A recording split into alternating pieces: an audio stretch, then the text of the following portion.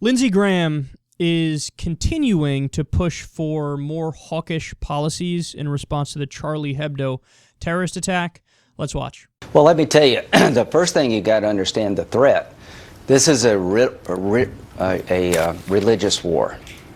The people who are attacking us and attacking France are motivated by religious teachings that says there's no place on the planet for anybody that disagrees with them. They're a minority within the Muslim world.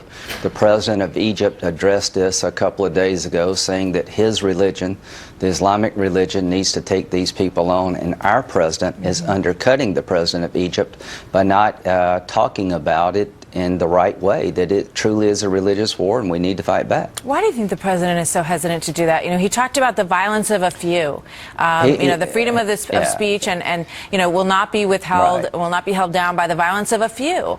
I think he believes that strength is offensive, that he doesn't want to be bold because he may offend somebody. It's not offensive to say that these are religious fanatics that don't represent Islam, that have to be dealt with. They have to be killed or captured. We have to partner with those people in the Muslim world, which is a vast majority that reject this religion. But President Obama's policies are making us very much less safe here at home. What specifically? Well, number one, he has criminalized the war. In the last year, we've captured many high-value targets that would be a treasure trove of intelligence, bin Laden's son-in-law. Rather than holding them as enemy combatants, as Charles Krauthammer suggested, he is reading them their Miranda rights. We've gone from one extreme of waterboarding to treating those that we capture as common criminals. It's so funny that he says that because we got bin Laden's nephew the right way. We gave him a trial, and his punk ass was found guilty, and now he's behind bars in New York. So tell me again how, we gotta throw out the Constitution the second something scary happens. No. And he tries to set up like a false equivalence. Did you notice that? He's like, we went to one extreme, waterboarding, to the other extreme, abiding by the Constitution. Gross. No, those aren't two equally bad things. One is really bad and illegal and unconstitutional and immoral and wrong, and the other is correct. The other is legal. The other is justice. The other worked. And what Lindsey Graham would do is ruin all these cases against these people. Because once you hold them as enemy combatants and you don't read them their Miranda rights and you don't abide by the Constitution, then you're never going to find them guilty in a court of law because you didn't go through the proper process. And then you're going to make it so they get away easier. Now, also, the points about Obama are just, they're just beyond stupid. He says Obama thinks strength is offensive. So, in other words, Obama thinks, like, fighting wars is offensive. But Obama's already engaged in, we're fighting in Iraq, we're fighting in Syria, we're fighting in Afghanistan.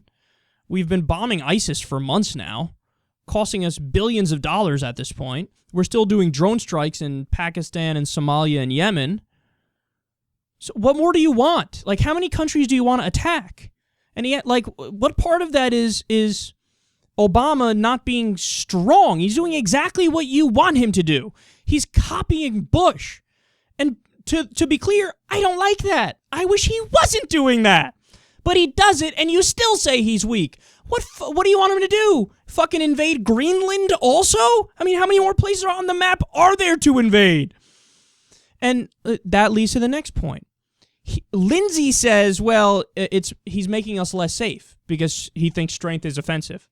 No, what's making us less safe is continuing to do the thing that we've been doing for 13 plus years, which hasn't worked. It's not my opinion that the war on terror has led to the creation of more terrorists. It is a fact. There are studies that have looked into this. In fact, one of the studies came up with the phrase to describe it. It's called the Iraq effect. Because we've killed so many civilians, we have created more terrorists. The CIA refers to this as blowback. It's a well-understood term.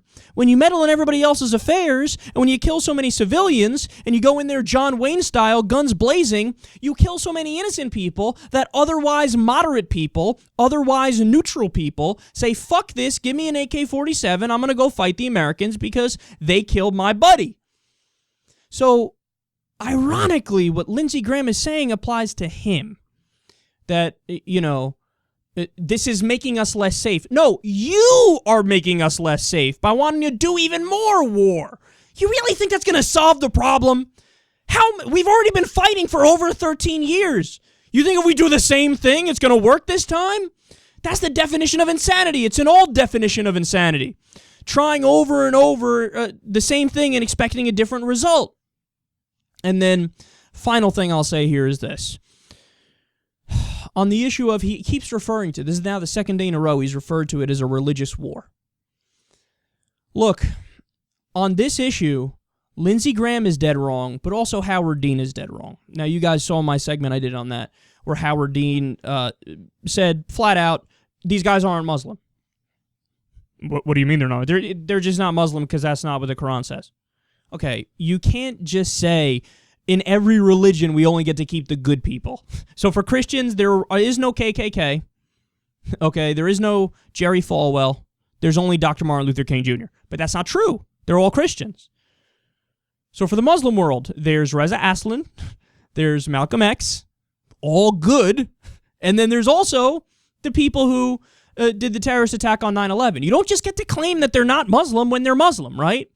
So Howard Dean is wrong, and Obama's also kind of wrong on this because he kind of does the same thing. I mean, he doesn't go as crazy as Howard Dean with it, but he does basically allude to the same thing. So that's wrong, but what Lindsey Graham is saying is the opposite extreme, because Lindsey Graham's like, it's a religious war. That's what it is, a religious war. No, see, Lindsey, when you say that, what you're doing is you're sending a message to the other Muslims in the world, because there's 1.6 billion Muslims in the world.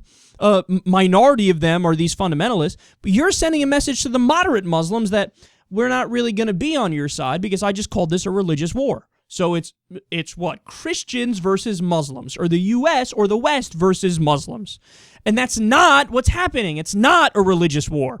And by the way, if it was a religious war, Christianity versus Islam, I don't want to be on either side. I think you're both fucking crazy. I think both your fundamentalists are backwards. I think both of you are way too conservative by your nature.